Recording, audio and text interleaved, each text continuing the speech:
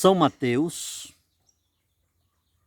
capítulo 10, do 1 ao 7. São Mateus 10, do 1 ao 7. 12 minutos para as 12 horas. 12 minutos para as 12 horas. E eu estou com camisa de manga comprida aqui, mas é roupa de serviço. Embaixo é bota, tá bom? Vamos aproveitar o momento, aproveitar a oportunidade, porque estamos diante de um texto que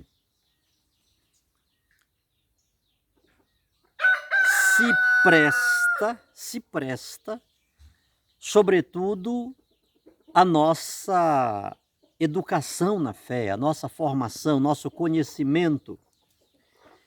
E não que os outros não sejam, cada um na sua medida, na sua proporção, no seu quilate.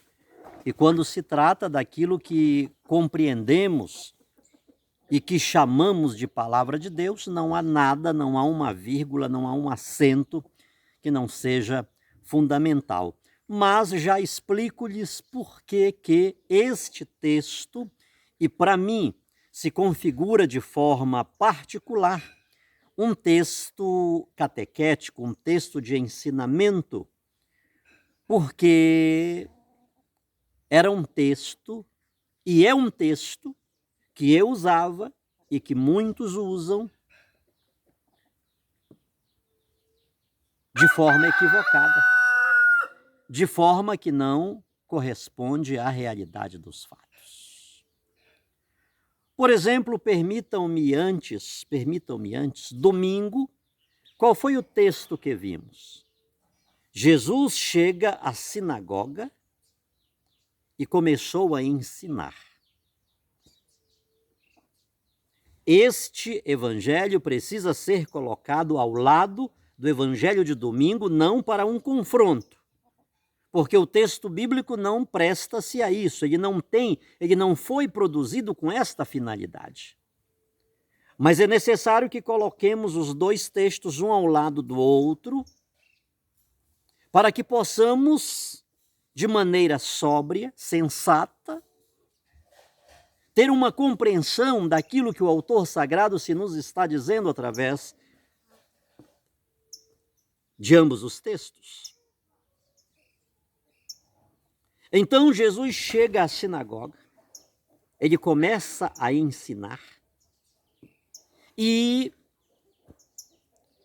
se por um lado houve a alegria pelos seus ensinamentos, pelo outro lado, os mestres da lei, os maiorais do judaísmo, não gostaram nem um pouco. É tanto que eles disseram: não pode. Não pode.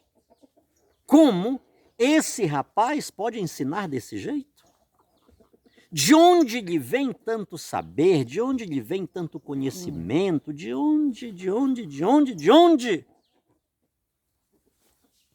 Além do que, ele ensinava como quem tinha autoridade. E ensinar como quem tem autoridade não é ensinar entonando a voz, não é gritando, não é nada disso. Jesus era coerente com aquilo que ele falava. Diferente dos mestres da lei, dos fariseus, sacerdotes e sumos sacerdotes, aos quais Jesus chegou a dizer: obedeçam o que eles vos ensinam, mas não façam o que eles fazem. Então Jesus ensinava como quem tinha autoridade. E para denigrir, para despersonalizar a figura de Jesus Cristo, que chega e começa a ensinar na sinagoga judaica, eles disseram: não é esse o filho de Maria? Os seus irmãos e as suas irmãs não estão entre nós, não é ele o carpinteiro, o filho do carpinteiro. Não é ele que mora naquela casa ali, naquela casa, não é lá que ele mora? Hein? Nós não conhecemos os seus irmãos, as suas irmãs. Esse trabalho aí de carpintaria, não é ele que faz ali aquela oficina lá? Não é ele não trabalha lá?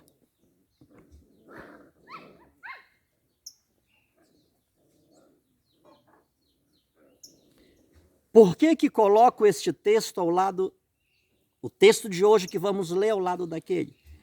Porque eu, por exemplo, usava esse texto não para explicar aquilo que de fato o texto quer dizer, mas apenas para dizer que, contrariamente do que os católicos ensinavam, Jesus Cristo não era o único filho de Maria. Ou seja, eu usava este texto não para edificar a minha vida e a vida dos que me ouviam com aquilo que verdadeiramente o texto funciona, o texto existe. Mas eu usava este texto para desprestigiar e despersonalizar a virgindade perpétua de Maria Santíssima, como a Igreja Católica ensina, que ela foi virgem no, durante e após o parto. Está aqui o texto está aqui o texto dizendo, não é este o carpinteiro, filho de Maria? Seus irmãos e suas irmãs não estão entre nós, não se nos são tão conhecidos? De onde lhe vem tanto saber? É tanto que Jesus vai responder dizendo, um profeta, ele não é bem visto na sua terra, é tanto que na sua terra ele não conseguiu fazer muitos milagres. Então a finalidade do texto é muito clara, mas eu inverti, eu destoava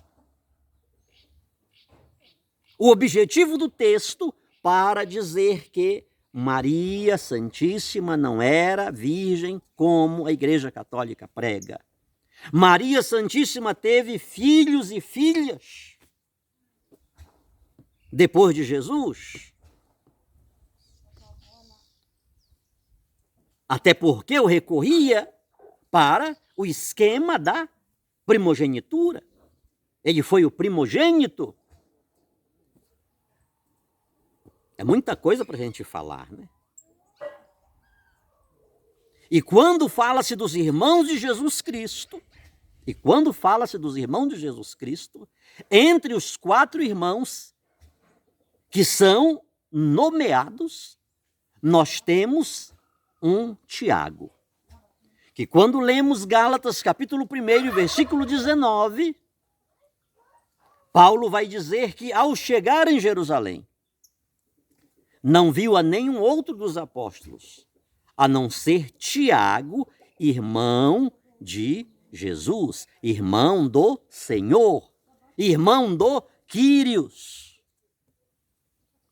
Ora, pelo que vimos no Evangelho de domingo, este Tiago, irmão do Senhor, um dos irmãos do Senhor, não estão aqui entre nós os seus irmãos? E eles são nomeados. Não estão aqui os seus irmãos? Então este Tiago,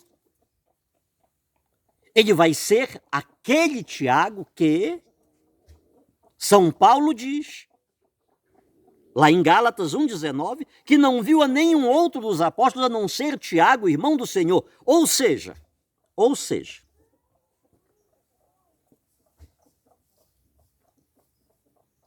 São Paulo está dizendo que um dos irmãos de Jesus era apóstolo.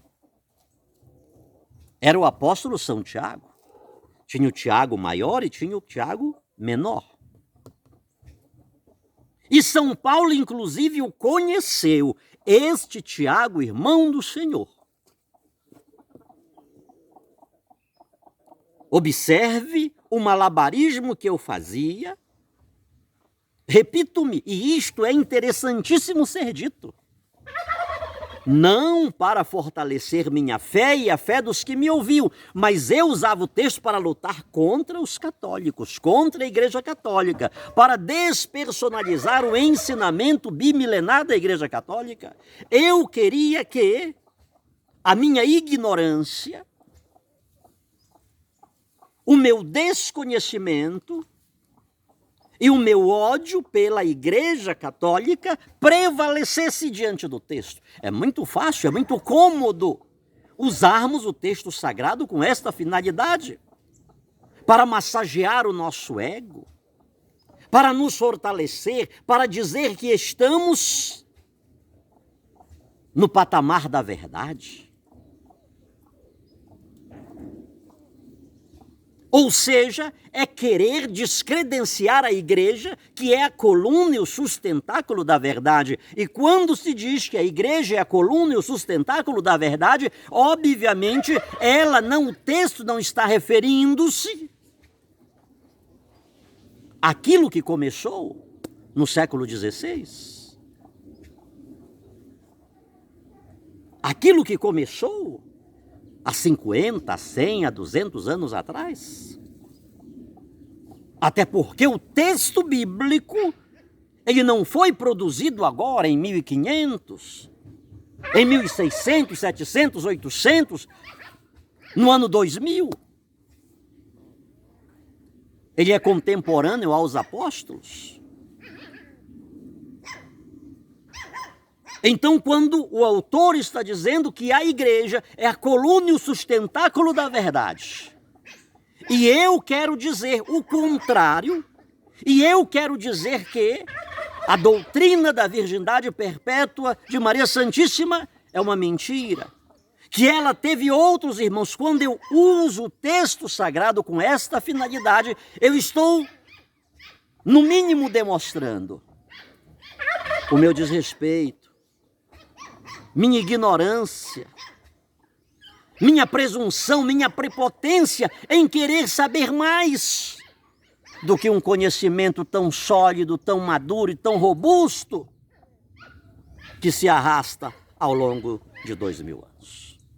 Ou seja, pegava a própria Bíblia Católica para falar contra a Igreja Católica, não respeitando o texto, desonestidade intelectual, despersonalizando, desvirtuando o texto, sendo literalmente um agente do demônio, um apóstolo de Satanás, para querer que as pessoas crescem naquilo que eu achava que devia ser. Eu era o senhor da verdade. Eu tinha a interpretação exata do texto bíblico e não os católicos, não os pais da igreja,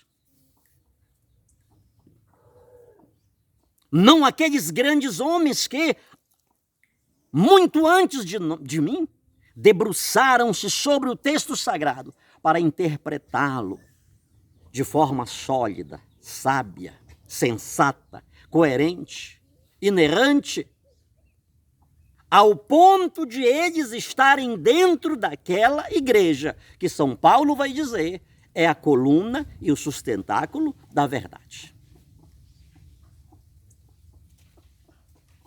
São Paulo escreveu antes que muitos grandes homens da igreja, santos, santas, homens robustos na fé e no intelecto, eles pudessem comprovar aquilo que Paulo havia dito. A igreja é a coluna e o sustentáculo da verdade. A igreja, não a minha interpretação subjetiva e particular. Retornando-se, entre esses irmãos de Jesus tem um apóstolo por nome Tiago, e Paulo viu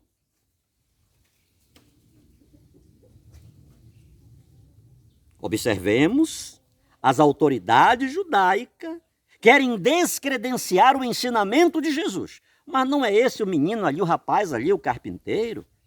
Filho de Maria, olha a mãe dele, Maria. Os seus irmãos.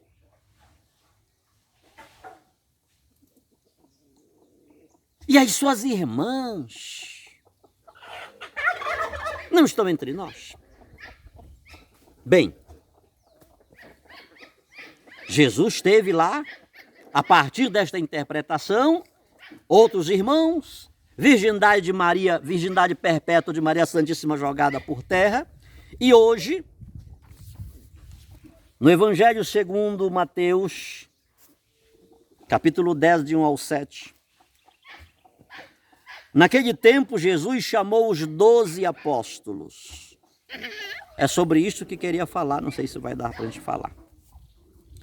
Naquele tempo Jesus chamou os 12 discípulos e deu-lhes poder para expulsarem os espíritos maus e para curarem todo tipo de doença e enfermidade. Versículo 2 do capítulo 10 de São Mateus, escutemos. Estes são os nomes dos 12 apóstolos. Estes são os nomes dos 12 apóstolos. Primeiro, Simão, chamado Pedro, e André, seu irmão.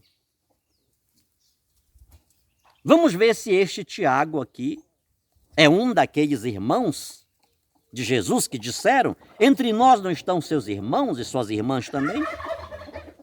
Primeiro, Simão, chamado Pedro, e André, seu irmão. Tiago, filho de Zebedeu, e seu irmão João. Quem é esse João? Tiago, filho de Zebedeu, e seu irmão João, em consciência. Em consciência. Será que esse Tiago, irmão de Jesus, não estão aqui entre nós seus irmãos? E também suas irmãs? Não se nos são tão conhecidos? Será que seria este Tiago aqui, filho de Zebedeu, irmão de João? Este João foi aquele para quem Jesus entregou sua mãe na hora da morte. Não é? Neste caso, esse João também seria irmão legítimo de Jesus.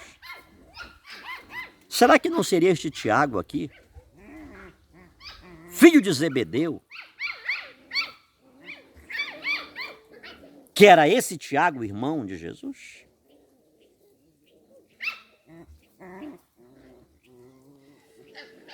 Depois vem Filipe e Bartolomeu, Tomé e Mateus, o cobrador de impostos.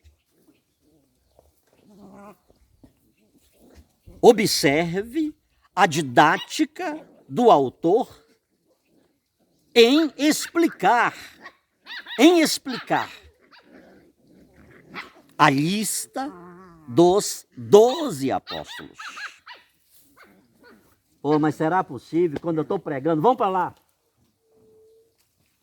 E você não fica em silêncio aí? Será que os peixes que foram escutar Santo Antônio eram igual vocês?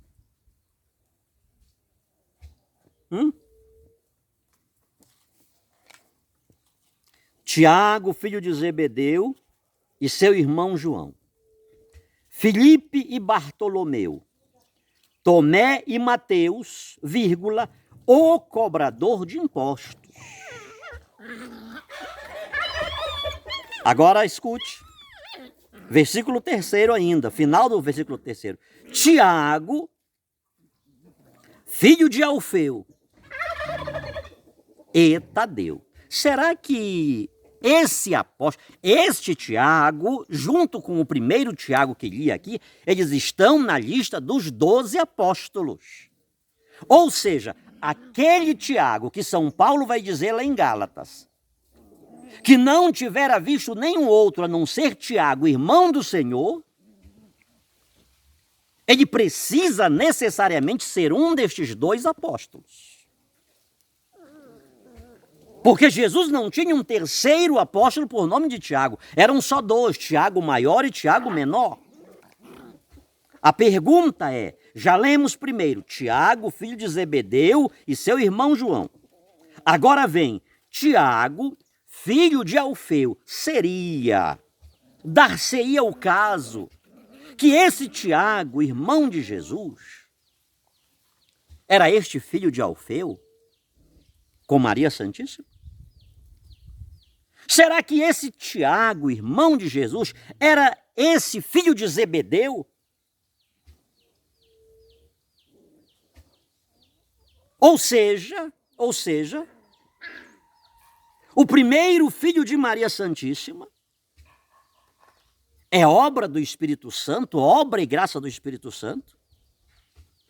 Aí depois que Maria Santíssima recebeu esta graça inominável, indescritível, que foge os padrões da genética, os padrões da biologia. Aí ela disse, quer saber de uma coisa? Esse negócio que Deus fez na minha vida, acho que não é muita coisa, não. Ela foi até pior que São Paulo, que ele disse, a graça de Deus para comigo não foi vã. Só que ela não reconheceu nada disso, do que Deus fez na vida dela. Ela disse, quer saber de uma coisa? Eu vou ter um filho com Zebedeu, ou então vou ter um filho com Alfeu.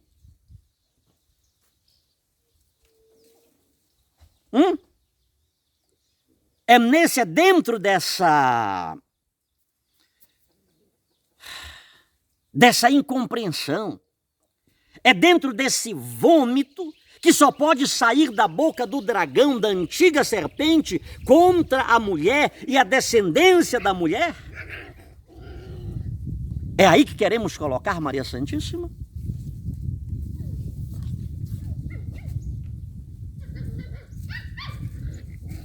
São Mateus está nomeando a lista dos 12 apóstolos com uma precisão que não deixa dúvida.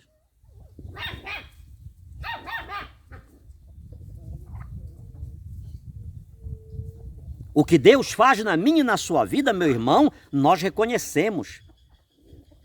Deus nos cura assim numa dor de cabeça, Deus nos livra-nos de um acidente, Deus, a gente vê, meu Deus, foi uma coisa, uma graça que eu recebi de ti, e a gente louva e agradece, reconhece Deus, mas Maria Santíssima não reconheceu o que Deus fez na vida dela. Quando ela disse para o anjo a sua incapacidade, a sua impossibilidade, como isso acontecerá que eu não conheço homem algum? Aí o anjo diz assim, calma Maria, o Espírito Santo virá sobre ti, a sombra do Altíssimo te cobrirá. Tudo isso que aconteceu na vida de Maria Santíssima, ela jogou por terra. Ela não reconheceu.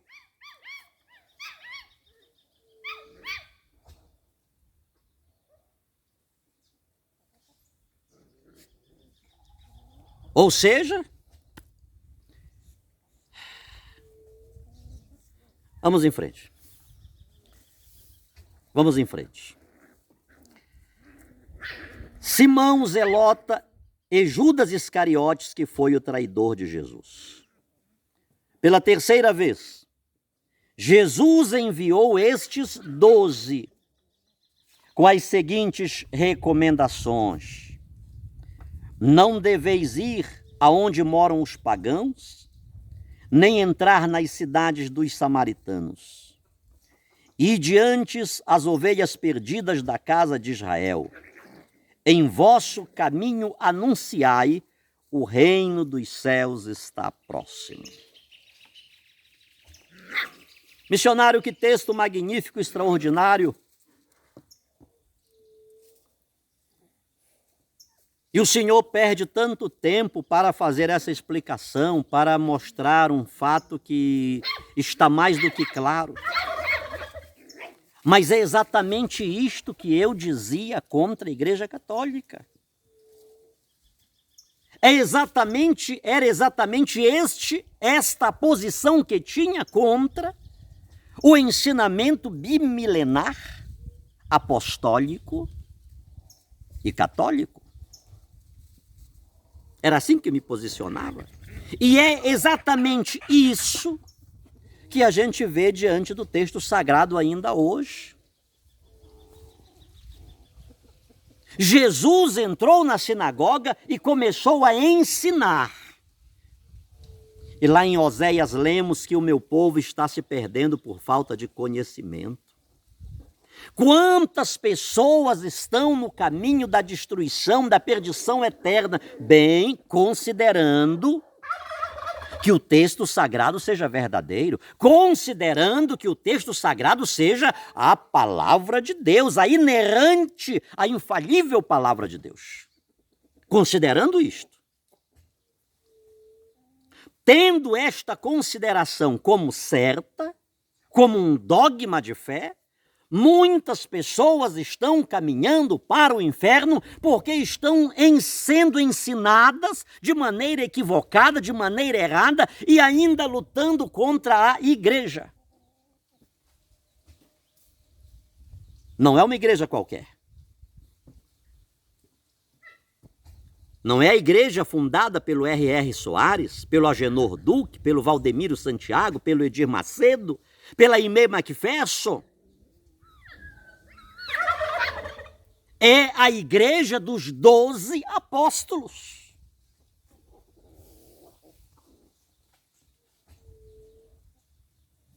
Jesus entra na sinagoga e começa a ensinar. Isso mexeu com o brio das autoridades religiosas da época. Mas quem é esse camarada? De onde que vem tanto saber, tanto conhecimento?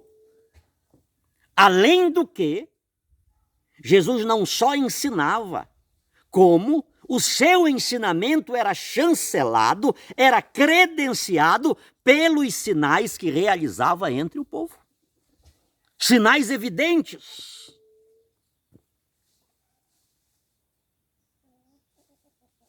E eu te pergunto hoje, agora, meu irmão, minha irmã, será que você não é um daqueles e daquelas que está caminhando para o inferno? O que é que estão te ensinando? Estão te ensinando que Maria Santíssima não teve a virgindade perpétua. Ela não manteve o seu corpo sem mácula. Que ela teve outros filhos fora Jesus. E você quer dizer que isso é provado pelo texto bíblico? Tem certeza disto? Ai daquele que acrescentar ou que subtrair, ainda que um ponto, ainda que uma vírgula. Uma vírgula, um acento. É um ensinamento capital dentro da história da fé.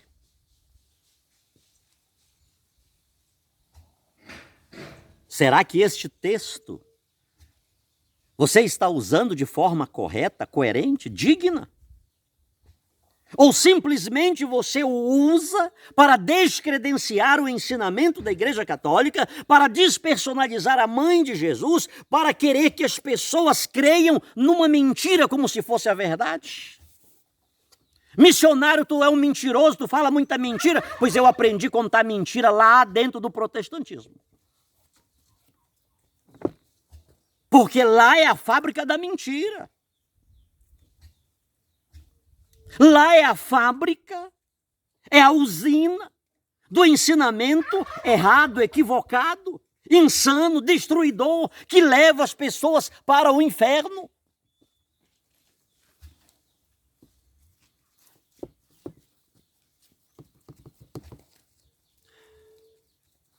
Há tempo.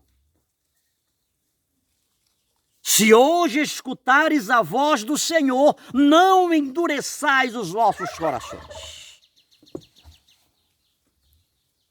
Eu não sei que horas, que dia você me está assistindo, Mas eu quero lhe dizer que hoje você está escutando esta verdade.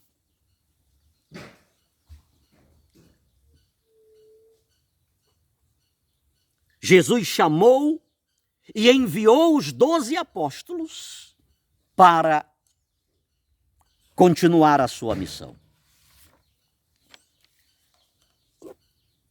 Os 12, eles não somente estão evocando as 12 tribos de Israel, mas também está indicando o novo povo de Deus que estava nascendo, e nascendo de diferentes culturas e condições sociais. Ou seja, o 12, ele é o núcleo da família de Jesus Cristo. O 12, ele é o núcleo da família de Jesus Cristo. Esse 12 não está aqui por um acaso. Esse 12, tanto ele está evocando o antigo Israel, das 12 tribos, dos 12 patriarcas, como agora, a partir de Jesus Cristo, ele está delineando qual é o seu novo povo, que também tem o número 12, é um número teológico. E aqui o 12 é literalmente a multiplicação do 4 vezes 3. Aqui literalmente está se falando dos 4 pontos cardeais, está falando-se de toda a terra, norte, sul, leste, oeste, ou seja, o novo povo de Jesus. Ele está começando agora, não a partir de um fechamento, ele não está começando a partir de uma panelinha, não é algo fechado, não é algo engessado, mas o novo povo de Deus, ele está nos 4 cantos da terra. E nos 4 cantos da terra está um Deus que é 3 vezes santo, um Deus que santifica, que purifica, que consagra qualquer povo, qualquer raça, qualquer nação.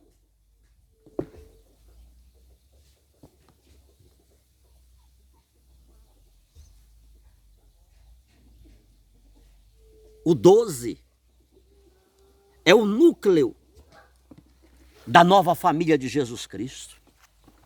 É o núcleo daquela família que ele disse para nós no domingo passado. Quem é a minha mãe? Quem são os meus irmãos? Quem são as minhas irmãs? Você já imaginou você chegando perto de mim? Eu que tenho o hábito de chamar todo mundo onde vou de irmãos, meus irmãos, minhas irmãs. Se você pensar que todos esses irmãos e irmãs são filhos do meu pai e da minha mãe.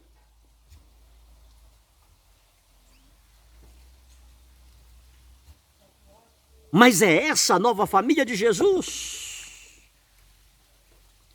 E o que é para os apóstolos pregarem, é para eles pregarem que o reino de Deus está próximo. Ou seja, o reino de Deus está ao alcance de todos, de quem queira.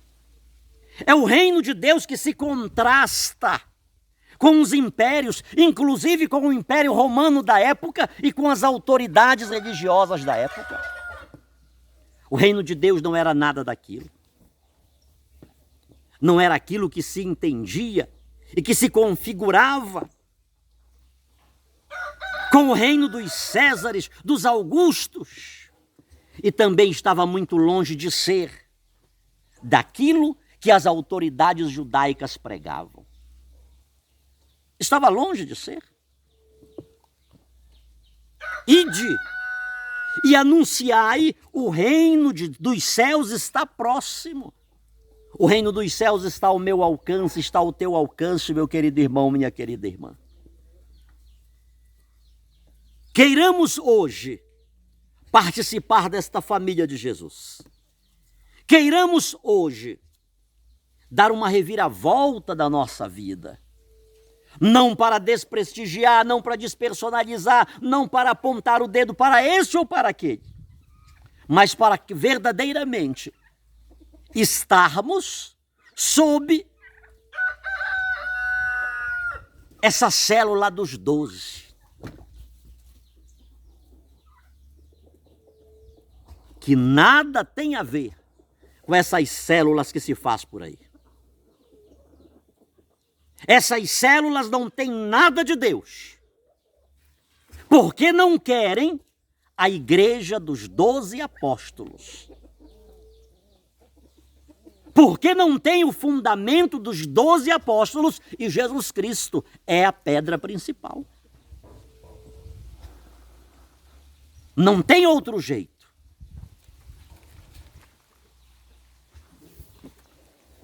A igreja de Jesus Cristo, a igreja estabelecida por Cristo, que São Mateus nomeia, inclusive, esse germe, esse grupo dos 12, que é o início dessa grande família de Jesus. E a eles cabia o dever de propagar, de proliferar essa família.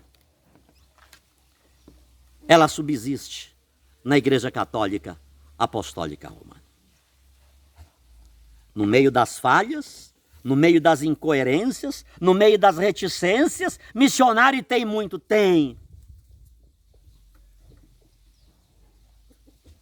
E você não conhece nem o início. Agora eu te pergunto, e aí nessas outras tantas? É a dos santos?